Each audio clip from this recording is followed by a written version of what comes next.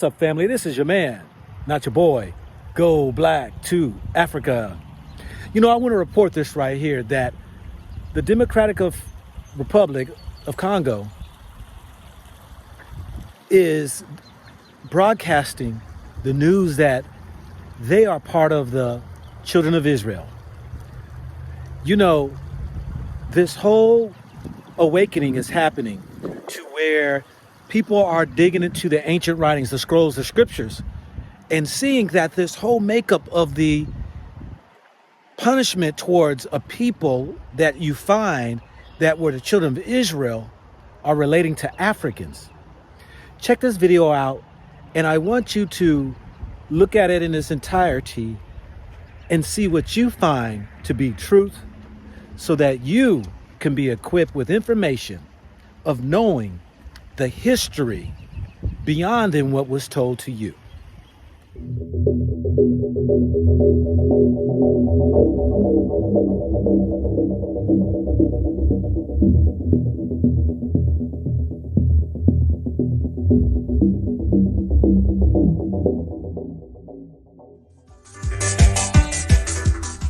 Mesdames, Messieurs, bienvenue. Alors aujourd'hui, j'ai un grand plaisir de recevoir des personnes qui vont nous parler de quelque chose de très très important.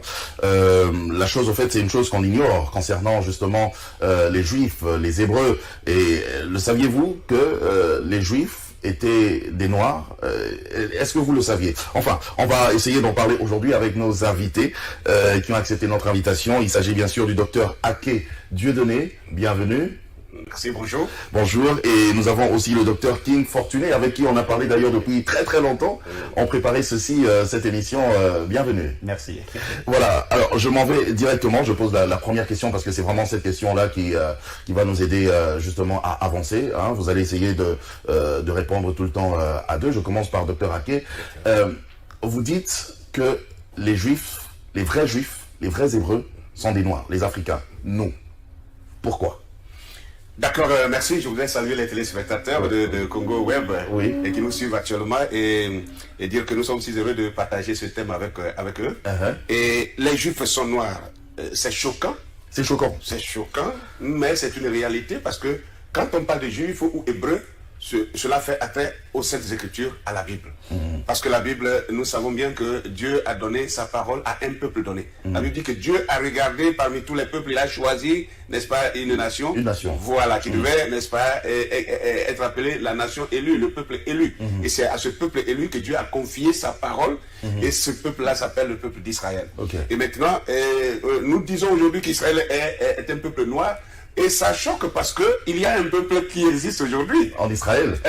Sur le territoire appelé Israël. Israël et qui n'est pas noir. Et qui n'est pas noir. Voilà. Et donc ça peut paraître scandaleux, mais nous voulons partir sur la base des Saintes Écritures parce que si Dieu a parlé de son peuple dans les Écritures, il a dû identifier ce peuple-là.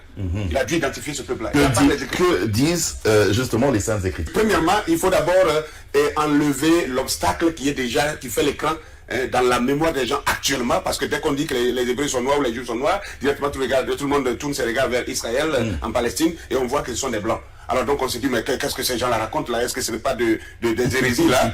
Alors nous allons voir dans Apocalypse chapitre 2, le verset 9, Apocalypse 2, verset 9, qui nous dit quelque chose de très clair et de très précis. Je connais ta tribulation et ta pauvreté, bien que tu sois riche, et les calomnies de la part de ceux qui se disent juifs et ne le sont pas, mais qui sont une synagogue de Satan.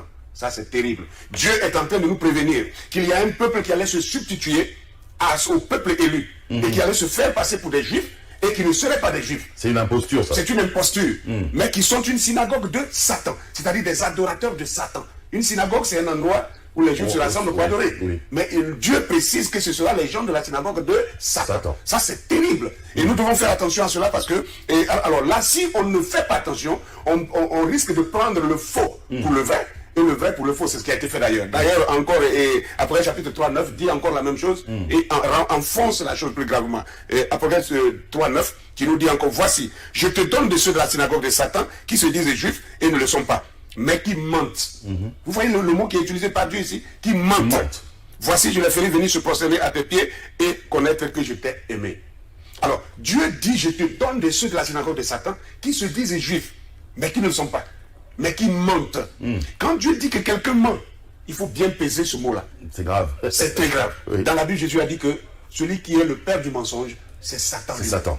Donc ce peuple-là, Dieu l'a identifié comme étant le peuple de Satan.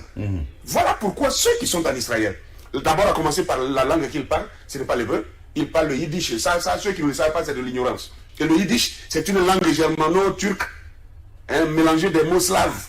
Ok. Deuxièmement, ces gens qui sont là-bas, ils se définissent comme étant des Ashkénazes, des Khazars et des Sepharas. Donc, quand on prend les gens comme les Ashkénazim ou les Ashkénazes, Ashkénaz, bibliquement, c'est le premier petit-fils de Japheth. Et quand on parle d'Israël ou des Sémites, ce sont les descendants de Sem. De Sem. Vous comprenez bien? Parmi les trois fils de Noé, d'Abraham découle Isaac, Jacob, les 12 tribus qui forment maintenant la nation d'Israël. Donc vous voyez que pour être juif, il faut être d'abord un sémite. Or, les Ashkénazes sont carrément de la lignée de Japheth. Donc ce sont les descendants d'Ashkénaz qui sont en Israël actuellement. Ok, donc sur base de ça déjà, c'est exclu. C'est exclu, ils sont hors sujet. Et maintenant les Khazars, prenons les Khazars. Les Khazars découlent d'un ancien royaume qui a existé entre le 4e et le 11e siècle, qu'on appelait la Khazarie, qui se situait au sud de la Russie et entre la mer Caspienne et la mer Noire. Et justement la zone de l'Ukraine actuellement. Vous voyez un peu. Et ce royaume-là, c'était des Turcs, c'était un peuple turc mélangé de Slaves et de Russes. C'était un peuple usurpateur. C'est-à-dire c'était un peuple qui agressait tous ceux qui passaient. Et donc, ils arrachaient leurs biens, ils les tuaient et ils prenaient leur identité. Okay. Déjà à l'époque, ils étaient déjà comme ça. Des imposteurs. Des imposteurs. La Russie et l'Allemagne à l'époque et se sont mis ensemble autour du 7e siècle par là. Ils ont voulu leur faire la guerre pour les détruire. Et on leur a dit, vous choisissez une de ces religions ou alors on vous massacre. Et ils ont choisi le judaïsme. Je pose quand même la même question au docteur King. Allez, essayez de nous éclairer encore plus, de creuser encore plus, parce que le docteur Ake est parti déjà sur base de ce texte d'Apocalypse, et il nous a même parlé des enfants de Noé, il a même évoqué les 12 tribus d'Israël. Mais tout ça ne montre pas que le juif est noir. Oui. Ok, ben, je crois que c'est une situation, une question très, très complexe et puis il faut avoir plus du temps pour développer, mais je pense que nous sommes ici pour donner quelques briefs. Premièrement, je vais prendre la notion de la numérologie. La numérologie par rapport à une clé prophétique dans Ézéchiel chapitre 4, où Ézéchiel s'est penché 390 jours pour porter le péché de la maison d'Israël et 40 jours pour porter le péché de la maison de Juda. 390 plus 40, ça donne 430. Or, lorsque nous voyons le peuple qui a subi la servitude qui a duré près de 4 siècles, il s'agit bien du peuple africain ou du peuple noir qui ont été déportés à partir de l'Afrique. Le châtiment de 4 siècles est un châtiment réservé qu'à Israël. Donc le peuple qui subit ce châtiment-là, assurément c'est Israël. Quelqu'un va dire c'est juste une coïncidence. Il faut maintenant rattacher ces prophéties-là par rapport à ceux-là qu'on appelle les Juifs. Sinon, il faut commencer par régner la Bible. Pourquoi 400 ans de servitude? 4 siècles. Parce que selon Lévitique 26, le verset 18, quand Israël pécherait, Dieu devait les punir 7 fois.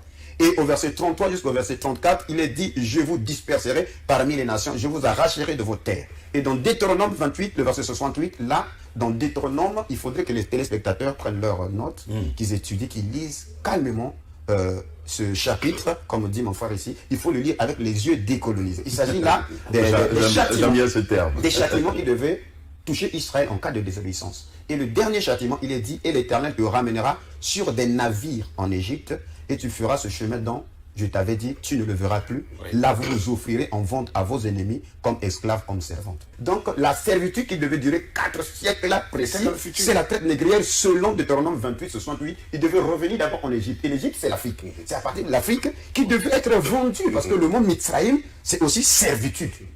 Parce qu'il ne s'agit pas de l'Égypte à l'origine. L'Égypte, ce sont les Grecs qui ont amené ça. Mesdames, messieurs, vous pouvez toujours laisser un commentaire, un message à ce numéro de téléphone. Je sais que là, dans vos maisons, ça bouillonne un tout petit peu. C'est vrai que moi-même aussi, quand j'ai appris ça, parce qu'on a eu à faire un briefing, ma tête avait bougé, donc on doit essayer de comprendre.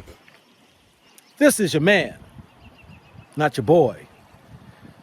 Go black to Africa. Think about it, think about it, think about it, think about it, think about it, think about it.